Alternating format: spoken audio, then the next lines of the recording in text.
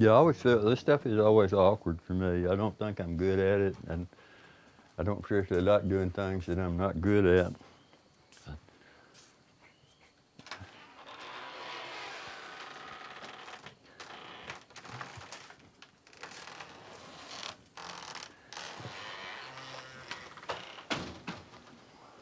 My name's William Gay. We're sitting in my living room in Hohenwald, Tennessee.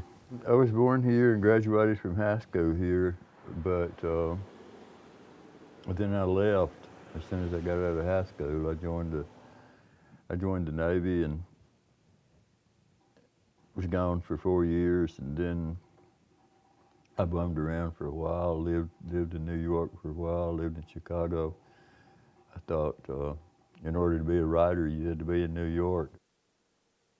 I was always interested in words. You know, it's kind of a word man. I like for a song to have good words. I used to go up to the village, and they were like basket houses. These folk singers would come in and do songs, and then they'd pass a basket around, and you'd give them $50 or $1 or whatever. And this girl sang "Don't Think Twice, It's All Right," and I'd never heard a song like that before. It was more complex. I had a girlfriend at the time, and she got so sick of that song that she dumped me. She told me one day I played on a jukebox, and she said, "I'm absolutely sick of that damn song. I never want to hear it again. You play it all the time. It's either the way you think or the way you would like to think, and I don't think I have any interest in pursuing it." So she dumped me over that song, but between her and the song, I would have took the song anyway, so I wasn't too worried about it.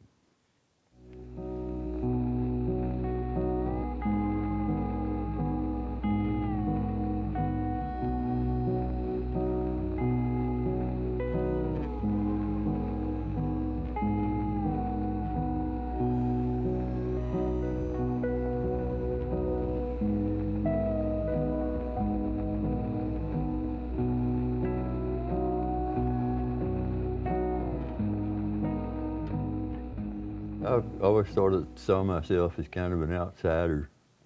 Anyway, I didn't. When I was working construction, I was writing at night, but it's like being in a closet. You know, you don't come out of the closet. You don't come out on Monday morning and tell these guys that you're working with about the sonnet you wrote over the weekend or something like that. You generally always kept my mouth shut about it, so it was kind of. There were people surprised, you know, when I did start publishing stuff, because they had never thought of me as a writer. They thought of me as a drywall hanger or a painter, but not as some guy who writes stories. That seemed foreign, really foreign to a lot of people.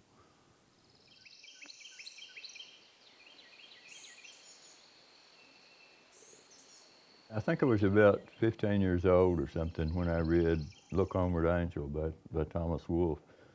And I think that's when I seriously decided that's what I wanted to be, because I'd never read anybody like Wolfe, and the way he used language.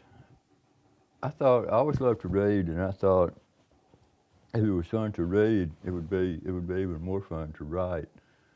And I did it for a lot of years, sending stories out, but I don't think I was really as committed to it as I got later. And how old were you when the publishing started to happen? I was I think 55 or so, something like that. But that's sort of deceptive because it sounds like I was doing that all the time. But I was I had gotten married, and we started having kids, and I had to make a living, so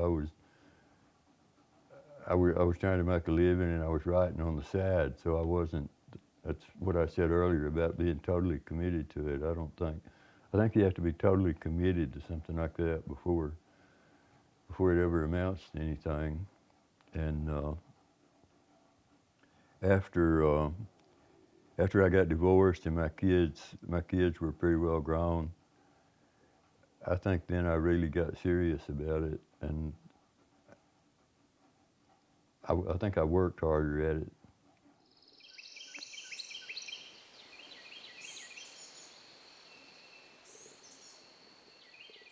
So, That's a nice tree house. It's a good, in the summer, it's a good place to work. Get a lawn chair up there.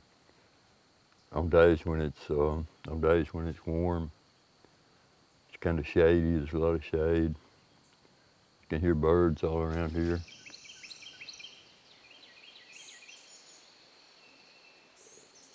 I sort of felt content here, you know, which I never felt up north or in Chicago or everywhere else. Always felt kind of temporary. It was like a place, like a motel room or something. You know, you were there for a while, but you knew you weren't going to be there all your life. Looking back on it, it seems sort of arrogant, you know, to think that I could actually publish books, you know, the way Wolf or Faulkner or somebody like that had done. But I think I maybe always thought, even when I was getting rejected, even when I was sending stuff out and it was coming back, I think I still believed that I had something to say if I could figure out a way to say it.